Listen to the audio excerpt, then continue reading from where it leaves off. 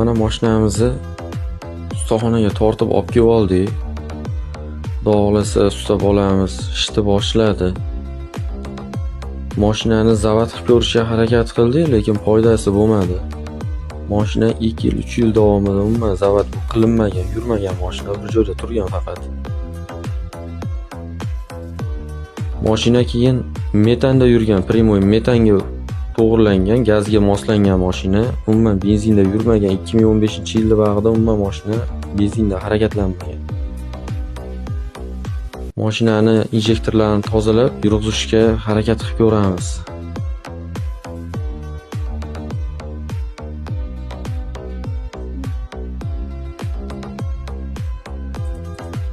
Mashinaning injektorlarini yechib oldik.